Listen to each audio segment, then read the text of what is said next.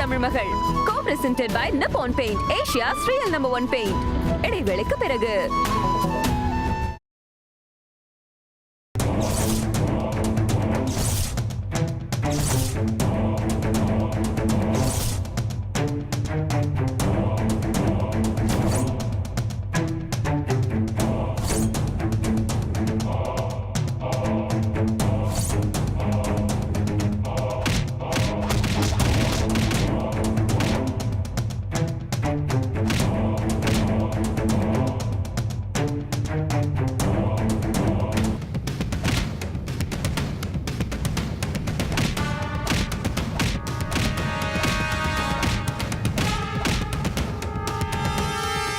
பாரு, போய் உன் ராஜாமா கிட்ட சொல்லு, இந்த கேஸ்ல நான் தான் ஜெயிப்பேன்னு சொல்லு. போ.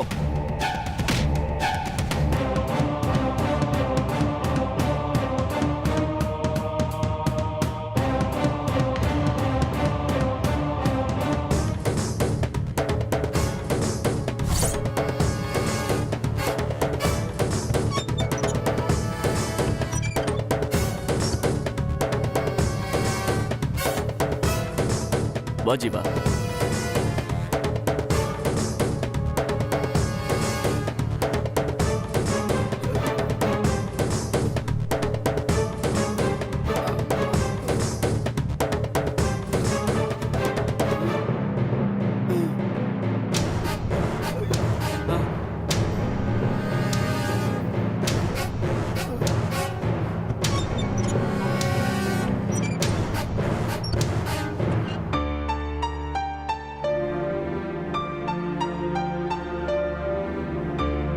என்னாச்சு சார்? யார் இவங்க? எல்லாம் நம்ம கேஸ் மேட்டர் தான். அந்த ராஜம்மா வந்து டீல் பேசினாங்க, நான் ஒத்துக்கல. அதான் ஆளுங்களை அனுப்பிச்சு ட்ரை பண்ணாங்க.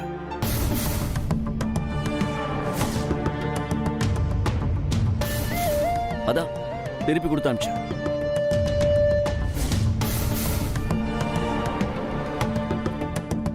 ரொம்ப தேங்க்ஸ் சார். இவ்வளோ நடந்ததுக்கு அப்புறமும் எங்களுக்காக இந்த கேஸை நடத்த சம்மதிச்சதுக்கு.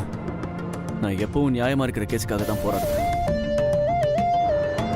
அதை ஜெயிச்சு கொடுக்கறதுக்காக உயிரையும் கொடுப்பேன். அவங்களுக்கு தோல்வி பயம் வந்துருச்சு, அதான் இப்படி ராங் ரூட்ல ட்ரை பண்றாங்க. நாளைக்கு ஃபர்ஸ்ட் இயரிங்ன்றதால அதை பிளாக் பண்றதுக்கு பல வழியில ட்ரை பண்ணுவாங்க. என்ன விலைக்கு வாங்க பார்த்தாங்க, முடியல. மிரட்டியும் பார்த்தாங்க, முடியல. அடுத்த எய்ம் ஃபுல்லா உங்க 2 பேர் மேல தான் இருக்கும்.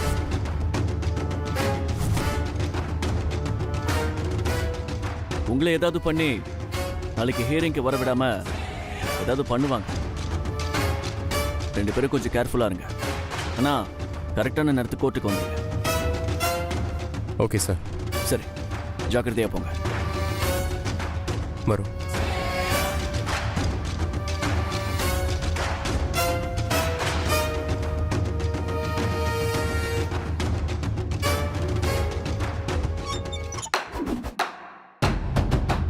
ஏய், நீங்கெல்லாம் நிஜமாவே ரவுடிங்க தானா? இல்ல நானும் ஜெயிலுக்கு போறேன்னு உதார் விட்டுட்டு திரியிறவங்களா? இத்தனை பேர் போயிருக்கீங்க, ஒருத்தனை அடிக்க முடியல. அடிச்சு துரத்திட்டான்னு வந்து நிக்கிறீங்க. இல்ல மேடம், பக்கத்துக்கு லாயர் மாதிரி இருந்தாங்க. ரவுடி போலீஸ் மாதிரி ரவுடி லாயரா இருப்பாங்க போல. ஏய், இந்த காலத்துல எல்கேஜி படிக்கும் போதே எல்லா கெட்ட விஷயங்களையும் தெரிஞ்சுக்கிறாங்க. ஒவ்வொரு சாதாரண சிட்டிசனும் பாதி ரவுடியா இருந்தா தான் நம்ம ஊர்ல கொஞ்சமாவது குப்பை கொட்ட முடியும். அதனால எல்லாரும் சோப்லாங்கியா இருப்பாங்கன்னு எதிர்பார்க்க முடியாது. நீங்க ப்ரொஃபஷனல் ரவுடியா இருக்கும்போது நீங்க எல்லாத்துக்கும் ரெடியா இருக்கணும். எத்தனை பேர் வந்தாலும் சமாளிக்கணும். நீங்க என்னடானா ஒருத்திய ஓரங்கட்ட முடியாம வந்திருக்கீங்க. இன்னொரு தடவை சான்ஸ் கொடுங்க மேடம். பக்காவா ஒரு ஸ்கெட்ச் போட்டு அந்த லாயரை நார கிழிச்சிடுறோம் மேடம். ஏய், ஒரு தடவை அவங்கிட்ட நீங்க அடி வாங்கினது போதும். அவனை உங்களால ஒண்ணும் செய்ய முடியாதுன்னு எனக்கு தெரிஞ்சிடுச்சு. நீங்க திரும்ப போனீங்கன்னு வச்சுக்கங்க, அவன் உங்களை நாரா கிழிச்சு தொங்க போட்டுருவான். அதனால அந்த ஐடியாவை இதோட மூட்டை கட்டி போட்டுருங்க. என்ன நீங்களே சொல்லுங்க. இந்த கேஸ் நாளைக்கு தான் ஃபர்ஸ்ட் ஹியரிங் வரப்போகுது. அந்த கொடைக்கானல்காரி கண்டிப்பா அட்டன் பண்ணியே ஆகணும். அட்டன் பண்ணலனா ஜட்ஜ் அந்த கேஸுக்கு இம்பார்ட்டன்ட் கொடுக்க மாட்டாரு. அதனால நாளைக்கு அவ எந்த சூழ்நிலையிலையும் கோர்ட்டுக்கு வரக்கூடாது. மேடம், அந்த பொண்ணு கோர்ட்டுக்கு வரலனா நீங்க ஜெயிச்சலாமா மேடம்? ஒரு விதத்துல ஜெயிக்கிற மாதிரி தான். பெட்டிஷன் கொடுத்தவ வரலனா அந்த லாயர் பெட்டிஷன் ஆப்சென்ட்னு சொல்லி 2 தடவை வேற ஹியரிங் டேட் வாங்கலாம். அப்பவும் அட்டென்ட் பண்ண விடாம பண்ணிட்டா அந்த கேஸையே மேஜிஸ்ட்ரேட் டிஸ்மிஸ் பண்ணிடுவார். அந்த பிரீத்திங் கேப் போதும் அவ பிரீத்திங்கை நிப்பாட்டுறதுக்கு. நீங்க எத்தனை பேர் சேர்க்கணுமோ சேர்த்துக்கங்க. பட் அவங்க எல்லாம் சோத்து மாடா இருக்க கூடாது. எப்படி வேணாலும் பிளான் போடு, எவ்வளவு செலவானாலும் பரவாயில்ல. பட் நாம நினைச்சதை சக்சஸ் பண்ணி ஆகணும். நீங்க மட்டும் சொதப்புனீங்க, நானே உங்களை சுட்டு தள்ளிடுவேன். உயிரை கொடுத்தாவது அவளை தூக்குறோம். நீங்க ஆசைப்பட்டதை நாங்க செஞ்சிருவோம் மேடம்.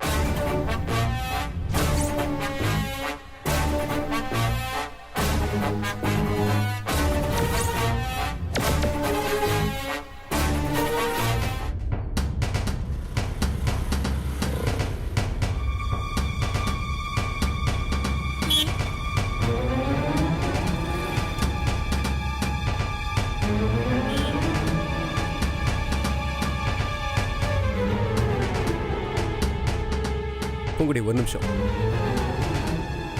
ஏன் இவ்வளோ டென்ஷனாக வர? நீ அந்த லாயர் சொல்கிறத நினச்சி பயப்படுறியா என்ன? உள்ளுக்குள்ள ஒரு பயம் இருக்கதான் சார் செய்து. அதையும் மீறி என் மனசுக்குள்ள நிறைய கேள்வி இருக்கு. என்ன? அந்த அட்வொகேட்டை பார்த்தா ரொம்ப நல்ல மனுஷனா தெரியுது. அவரு நம்ம கல்யாணம் பண்ணிக்கலன்னு தெரிஞ்சா அதை எப்படி சார் எடுத்துப்பாரு?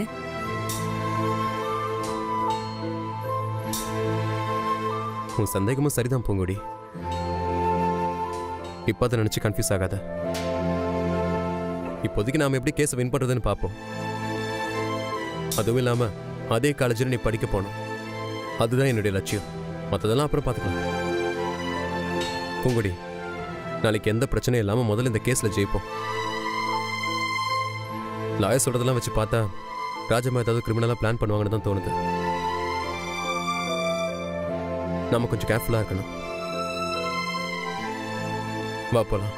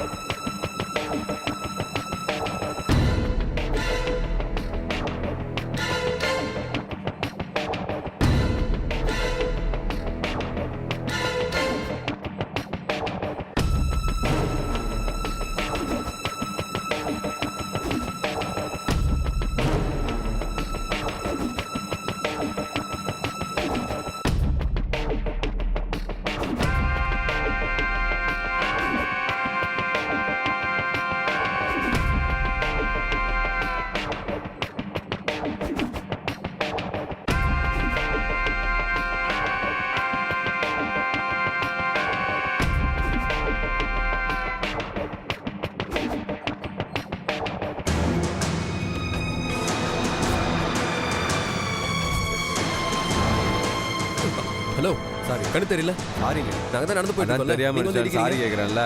என்ன தெரியாம ஃபோன் இடிச்சிட்டீங்க? பேச தெரியாம ரோட்ல நடந்து போறது இடிச்சிட்டேன். தெரியலையா? அதான் சாரி கேட்டேன்ல. சைலண்டா போக வேண்டியதானே. இந்த பாரு, தேவையில்லாமலாம் பேசிட்டு இருக்காத.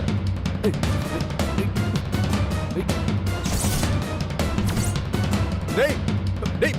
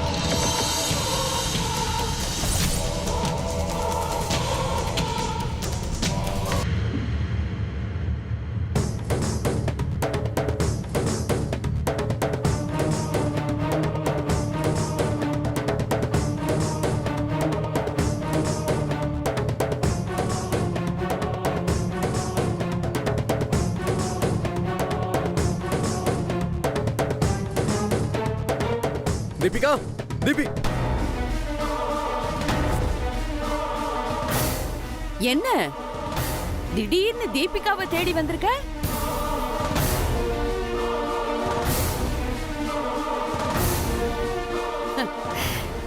எனக்கு தெரியும், என்னைக்காவது ஒரு நாள் நீ என் பேத்தியோட வேல்யூ புரிஞ்சுக்கிட்டு அவளை தேடிக்கிட்டு வருவேன்னு எனக்கு தெரியும்.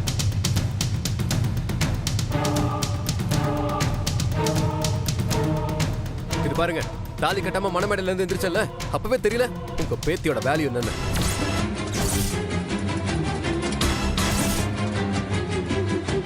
ஒருத்தர் மேல பிரியா இருந்தா மட்டும்தான் தேடி வரணும்னு இல்ல, கோபம் ஆத்திரம் இருந்தாலும் தேடி வரலாம்.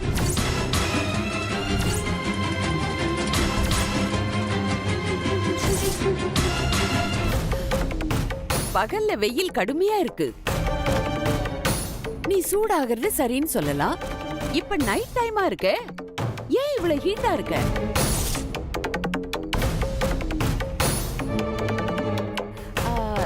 நீ என்ன பண்ற? எலுமிச்சம்பழம் இல்ல, எலுமிச்சம்பழம் அத நல்லா மண்டையில வச்சு அழுத்தி தேய்ச்சி குளி.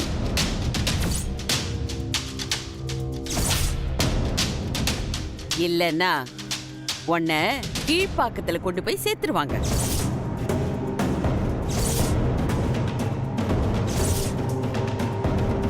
நான் கீழ்பாக்கத்துக்கு போறேனா இல்ல உங்களை கீழ்பாக்கத்துக்கு அனுப்புறேனான்னு கொஞ்சம் வெயிட் பண்ணி பாருங்க.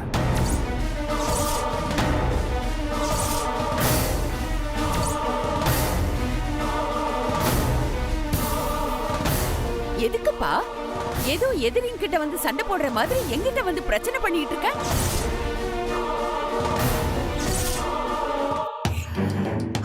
ஓகே, நீ தீபிகாவை பார்க்கணும், அவ்வளவுதானே? அவ மாமியார் மாயாவதி வீட்ல இருக்கா.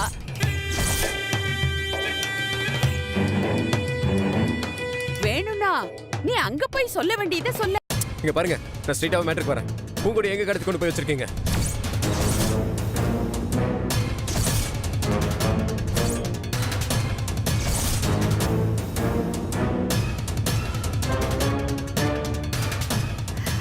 இங்க பாரு, கடத்துறதுன்னா கோல்டு, டைமண்ட், டாலர்ஸ்னு வேல்யூ உள்ள பொருளாதான் கடத்துவாங்க.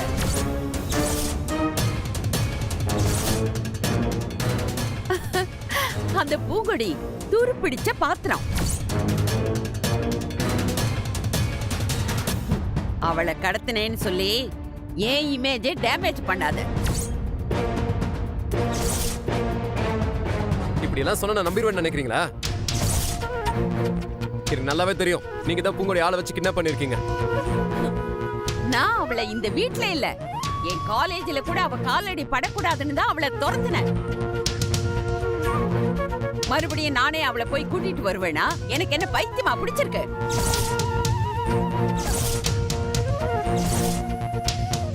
பூங்கொடி மறுபடியும் காலேஜ்குள்ள நுழைய கூடாதுன்ற காரணத்துக்காகவும் அவ கோர்ட்டுக்கு வரக்கூடாதுன்றதுக்காகவும் தான் நீங்க அவளை தூக்கி இருக்கீங்க. ஓ, இப்படி ஒரு ஐடியா இருக்கா? இப்படி எல்லாம் கூட கேஸ்ல ஜெயிக்கலாமோ?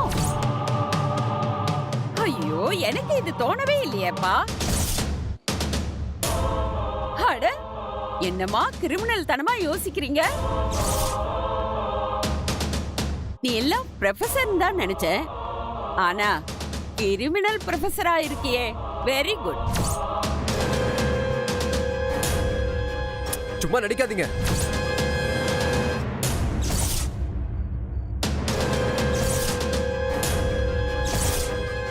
ஆமா, நான் தான் அவளை தூக்கினேன்.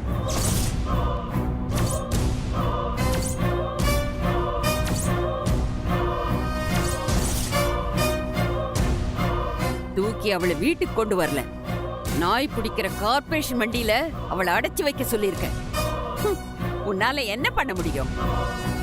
ஆனா நீ என்ன பத்தி கரெக்டா கணிச்சு வச்சிருக்க. இத பார், நான் ஜெயிக்கிறதுக்காக எது வேணாலும் செய்வேன். இது பாருங்க, ஜெயிக்கிறதுனா நேருக்கு நேர் மோதி ஜெயிக்கணும். அதுனா குறுக்கு வழியில பொட்டத்தனமா.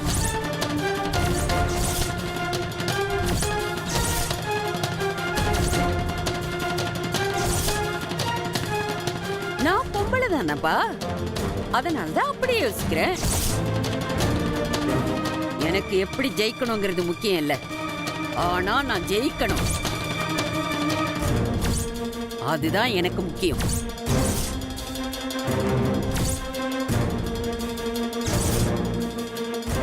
பாக்குறேன், அதையும் நான் பாக்குறேன். இந்த உலகத்துல நீங்க எங்க பூங்கொடி அடைச்சு வச்சிருந்தாலும் நான் கண்டுபிடிச்சு கூட்டிட்டு வந்து நாளைக்கு கோர்ட்ல அட்டன் பண்ண வச்சு ஜெயிச்சு காட்டுறேன்.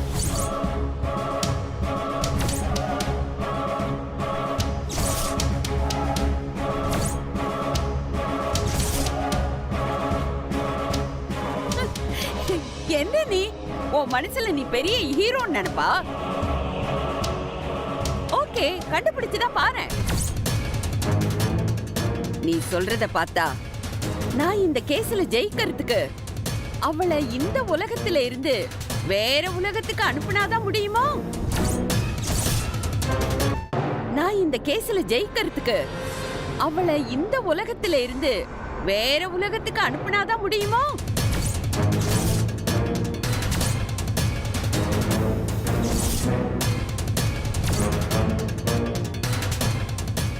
Okay, I'll think about it.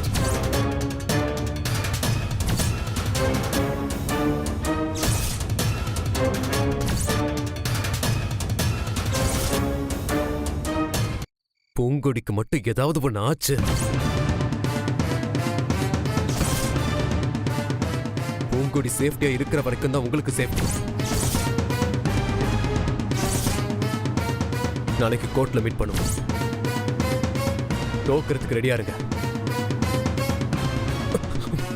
பாத்து ஓவர் எமோஷனல்ல வழிக்கு விழுந்துட போற. கோர்ட்டுக்கு நாளைக்கு நொண்டி நொண்டியா வர போற. இந்தியாவுல என்ன நடந்தாலும் அதுக்கு பாகிஸ்தான் மேல பழிய போடுற மாதிரி உன் கால் வழுக்குனது கூட என்னோட சதின்னு சொல்லுவாங்க. Be careful.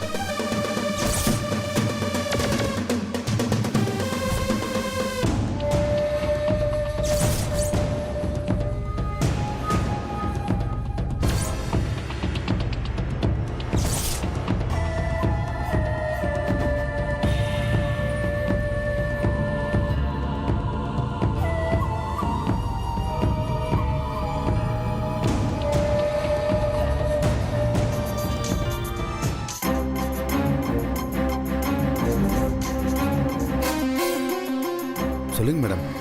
அடடடடடா, என்ன ஒரு தன்னடக்கம். இன்னைக்குதான் உருப்படியா ஒரு வேலை பண்ணிருக்க. நான் சொன்ன உடனே அந்த பூங்கொடிய தூக்கி இருக்க. மேடம், நீ இவ்வளவு பெரிய காரியத்தை பண்ணி முடிச்சிருக்க. இருந்தாலும் இவ்வளோ அமைதி கூடாதுப்பா. அவளை எங்க தூக்கி மறைச்சு வச்சிருக்கேன்னு சொல்லு, உனக்கு டபுள் பேமெண்ட் தர. மேடம், நாங்களும் பக்காவா ஸ்கெட்ச் போட்டு ஃபாலோ பண்ணிட்டு தான் போனோம். ஆனா அந்த பொண்ணை தூக்குறதுக்குள்ள அவ எப்படியோ எஸ்கேப் ஆயிட்டா.